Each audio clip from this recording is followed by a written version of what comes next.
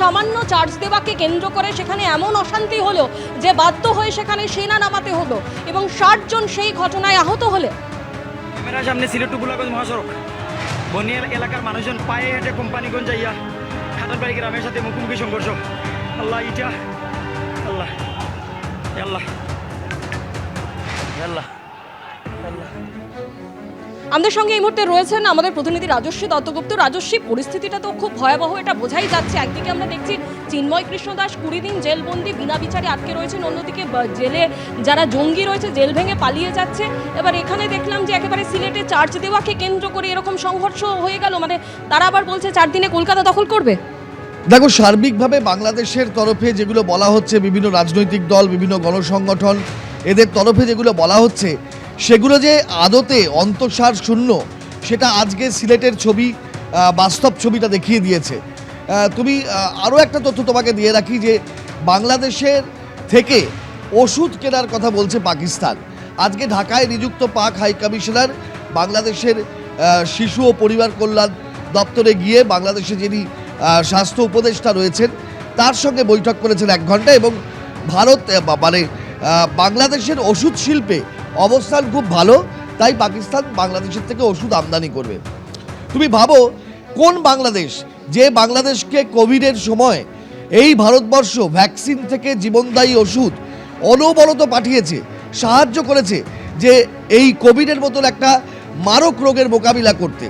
কোন বাংলাদেশ যে বাংলাদেশের প্রত্যেক দিন হাজার হাজার মানুষ চিকিৎসার জন্য এই পশ্চিমবঙ্গে আসে, এই কলকাতার EM বাইপাস সংলগ্ন প্রত্যেক হাসপাতালে বাংলাদেশি পেশেন্টরা বাংলাদেশের থেকে রোগ নিয়ে আসেন, কারণ সেখানে চিকিৎসা পরিষেবা নেই, চিকিৎসকদের বারন্ত, তারা এখানে চিকিৎসা করাতে আসেন।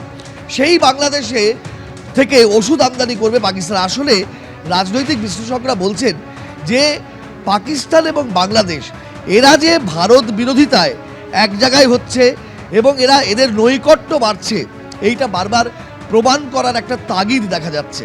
এই জন্য এইভাবে বার্তা দেওয়া হচ্ছে, কিন্তু ভারতবর্ষকে এই বার্তা দিয়ে কোনো লাভ নেই।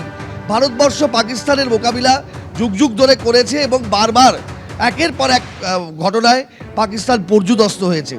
বাংলাদেশকে ভারতবর্ষ স্বাধীন করেছে পাকিস্তানের কবল থেকে।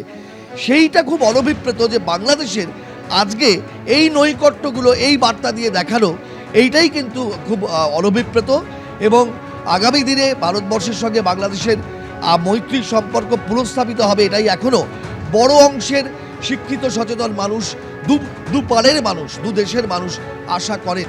সেইটা বাংলাদেশ সরকারের ভূমিকার উপর নির্ভর করছে, এবং আগামী দিনে সেই ভূমিকাটা কোন দিকে যায় সেদিকে সকলের নজর রয়েছে। একেবারেই সেদিকেই সকলে তাকিয়ে রয়েছে যে আগামী দিনে ভারত বাংলাদেশ এবং এই দুদেশের সম্পর্ক ঠিক কোন জায়গায় দাঁড়ায়, বাংলাদেশি বা কী করে বা ভারতেরই বা আগামী দিনে পদক্ষেপ হয়, সকলে সেদিকেই নজর রয়েছে।